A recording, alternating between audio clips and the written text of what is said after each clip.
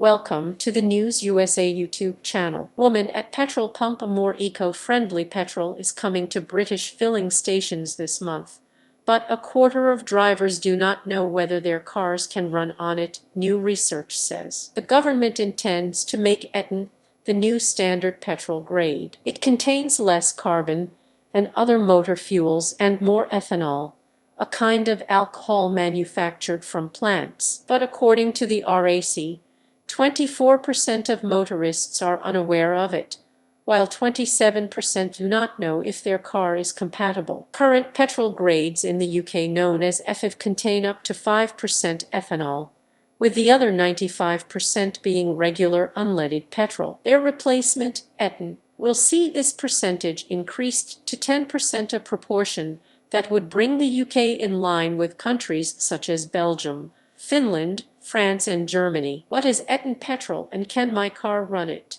Shell sets out carbon-neutral plans. Introducing etanol could cut carbon emissions by 750,000 tons a year, says the Department for Transport, the equivalent of taking 350,000 cars off the road, and an important step towards the government's climate change targets. The new fuel is being rolled out everywhere in the UK except Northern Ireland, where it is not due to arrive until early 2022. Every petrol vehicle built after 2011 should accept etanol, but it will not be compatible with some older vehicles, as many as 600,000 of those currently on UK roads, the RAC estimates. The introduction of etanol fuel comes after the government announced new climate change commitments in a bid for the UK to cut carbon emissions by 78% by 2035. Climate is the average weather in a place over many years. Climate change is a shift in those average conditions,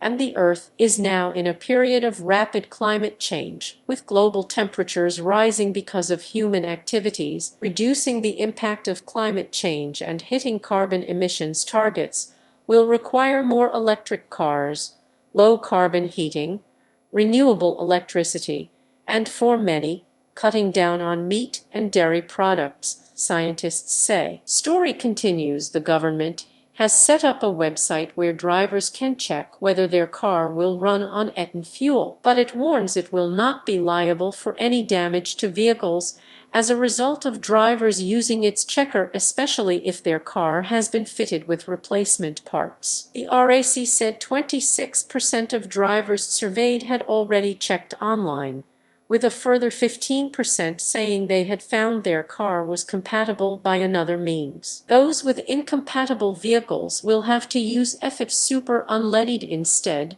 which the RAC says can cost 12 a litre more than standard unleaded. According to its survey, 59% of drivers who know their cars are incompatible with etanol are worried about the higher cost of filling up. RAC head of policy Nicholas Lies said eco-petrol had already started appearing on forecourts to replace the old EFIV blend, and the process would continue at pace in coming weeks. He said that while it would make no difference to the vast majority of petrol car drivers, a sizable minority would be adversely affected. Drivers who will continue to rely on EFIV will also need to make sure the filling station they are visiting stocks the fuel in the first place, or risk running out of fuel and having to call on their breakdown provider, he added. We'd also like to remind owners of classic cars that need to be careful not to accidentally top up with etanol and then leave it sat unused in the tank for long periods, something which can lead to expensive damaged plastics, metals, and seals. In another development,